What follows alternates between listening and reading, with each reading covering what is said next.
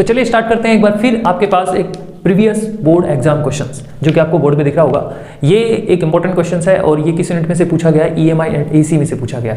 तो फिर बच्चों इसी तरह से हमारे साथ जो है एग्जाम की प्रिपरेशन करते रहिए और फिजिक्स में अच्छे से अच्छे मार्क्स गेन करने की कोशिश करिए, क्योंकि हम जितने भी प्रीवियस क्वेश्चन है और मोस्ट एक्सपेक्टेड क्वेश्चन है जो आपको इस सीरीज में करा रहे हैं। तो बिना टाइम वेस्ट किए सबसे पहले क्वेश्चंस को देखते हैं कि क्वेश्चंस क्या और क्या कहने की कोशिश कर रहे हैं। फिर बच्चों ध्यान से इस क्वेश्चंस को अगर हम पढ़ें तो इस क्वेश्चन में कह रहा है in a coil of resistance 100 ohm a current is induced by changing the magnetic flux through it.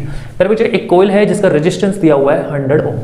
तो फिर बच्चों सबसे पहले आपको क्या करना है, सबसे पहले हमें यहाँ पे जो देखा हमने यहाँ पे कि कॉइल है और उसका रेजिस्टेंस क्या है 100 ओम।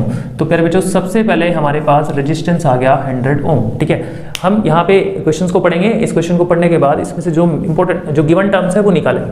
ठीक है, 100 ओम और current is induced by changing in magnetic flux through it, मतलब इसमें मैग्नेटिक फ्लक्स चेंज हो रही है। फिर जो इंपॉर्टेंट चीज क्या है, अ करंट इज इंड्यूस्ड, मतलब इस कॉइल में करंट इंड्यूस्ड हो रहा है क्योंकि इसमें मैग्नेटिक फ्लक्स जो है वो चेंज हो रही है। ठीक है, ये बात तो है कि इसमें इंड्यूस्ड करंट जो है प्रोड्यूस हो रहा है और वेरिएशन ऑफ करंट जो है यहाँ पे चेंजिंग इन मैग्नेटिक फ्लक्स जो है वो हमें लिखा हुआ है।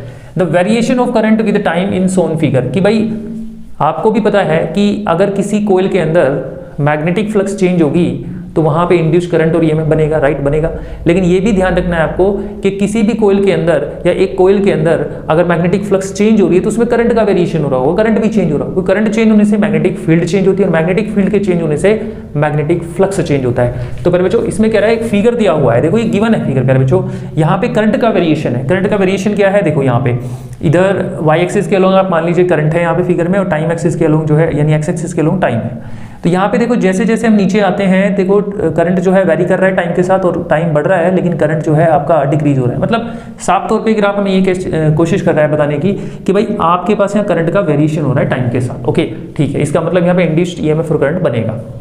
क्वेश्चन पूछा the magnitude of change in flux through coil is, इस कोयल के अंदर जो भी एक कोयल है इसके अंदर जो है magnitude of change in flux कितना होगा, यानी कितना मैग्नीट्यूड ऑफ फ्लक्स चेंज हो रहा होगा। फिर बच्चों इसमें मैग्नेटिक फ्लक्स का चेंज कितना होगा ये आपको बताना है। तो फिगर आपके पास सब कुछ दिया हुआ है। तो फिर बच्चों एक चीज का आपको ध्यान रखना है सबसे पहले, किसने कहा change in magnetic flux through it, यानी यहाँ पे सपोज करो यहाँ पे जो मैग्नेटिक फ्लक्स चेंज हुआ कितना हुआ होगा d∅dt। ठीक है, फिर बच्चों E is equal to d∅dt। देखिए E is equal to d∅dt या माइनस होता है, लेकिन हमने यहाँ पे क्या लिया है ये मैग्नीट्यूड, क्योंकि इसने कहा फ्लक्स का मैग्नीट्यूड बताना है, चेंज इन फ्लक्स का मैग्नीट्यूड, तो हमने E मान लिया। ठीक है, E का मतलब हमने यहाँ पे आप समझ गए। तो E इज इक्वल टू हो गया d∅dt, राइट, क्लियर है। अब आप ध्यान से देखिए, अगर हम करंट का फॉर्मूला निकाले, वी नो दैट अगर हम करंट का फॉर्मूला निकाले फिर बच्चों तो करंट का फॉर्मूला क्या होता है, I इज इक्वल टू आपको पता है V/R होता है। तो बच्चों एक बात समझने की कोशिश करिएगा, यहाँ पे V का मतलब क्या है, वोल्टेज या ईएमएफ। ठीक है, यहाँ पे V, यहाँ पे E का मतलब ईएमएफ मतलब वोल्टेज। तो इसका मतलब ये हुआ फिर बच्चों E को ही तो हम V मान रहे हैं, ये E तो V है, या E की जगह पे V की जगह पे E या E की जगह पे V पुट कर सकते हैं। तो फिर बच्चों यहाँ पे अगर करंट का फॉर्मूला देखें हमारा तो ये बन जाएगा, यानी E की वैल्यू इसमें रखेंगे तो हमारे पास फाइनली 1/R और ये बन जाएगा d∅dt। आई होप आपको ये क्वेश्चन समझ में आया। तो मैंने क्या कहा, मैंने कहा क्योंकि इसमें सबसे पहले यहाँ पे जो इंपॉर्टेंट चीज है कि हमने R देखा कितना है, EMF कितना है, E is equal to d∅dt, क्योंकि flux change in flux he induced EMF को प्रोड्यूस करता है। ये फैराडे के अकॉर्डिंग ये लो था, फैराडे लो। तो यहाँ पे आपने देखा ये फैराडेज लो के अकॉर्डिंग आया था। अब यहाँ पे देखो जो आपके पास I is equal to V/R होता है, तो मैंने E मतलब E की वैल्यू को, मैंने बोला ना E और V बराबर ही होता है, मतलब EMF या वोल्टेज एक ही चीज है। तो मैंने E की वैल्यू को इसमें पुट किया तो बन गया 1/R इंटू d∅dt। अब आप ध्यान से देखिए क्योंकि अभी इंपॉर्टेंट चीज है, हमें निकालना क्या है d∅। का मतलब क्या है फिर बच्चों, चेंज इन फ्लक्स। फिर बच्चों जो d∅ आपको दिख रहा है ना, इसका मतलब है चेंज इन फ्लक्स। अब यही तो निकालना है, लिखा magnitude of change in flux through coil, तो d∅ हमें निकालना है। तो d∅ को अगर हम कर बच्चों, अगर हम d∅ को बाहर करते हैं तो हमारे पास ये इससे मल्टीप्लाई होगा, तो मतलब आपके पास I into dt into R आ जाएगा मेरे बच्चों, ये आ जाएगा, right, I into dt into R।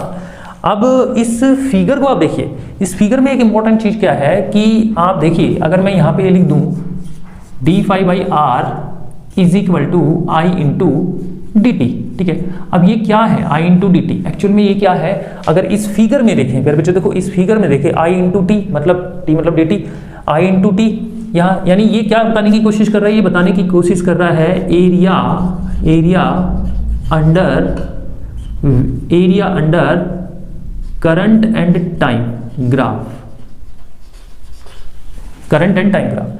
पर बच्चों ये जो इस आपके पास इस फिगर के अंदर, इस फिगर में बता रहा है कि यहाँ पे I इंटू डी टी का मतलब है area under I T graph, यानी करंट और टाइम ग्राफ जो आपको दिख रहा है, करंट और टाइम ग्राफ, इसका मतलब ये एरिया है। इसका मतलब हमें यहाँ पे क्या करना है, हमें यहाँ पे इस फिगर में जो यहाँ पे करंट की वैल्यू दे रखी है 10 एम्पियर और टाइम दे रखा है 0.5 पे। जैसे जैसे हम नीचे आते हैं वैसे वैसे टाइम बढ़ता है लेकिन करंट घटता है, तो यानी करंट का वेरिएशन हो रहा है। तो हमें इसका मतलब ये हुआ कि यहाँ पे एरिया निकालना पड़ेगा। अगर हमें I इंटू डी टी चाहिए तो यहाँ पे हमने I इंटू डी टी का मतलब मैंने बता दिया area under I T graph. तो इसका मतलब यहाँ पे हमें क्या निकालना पड़ेगा, इस ग्राफ के जरिए एरिया निकालना पड़ेगा।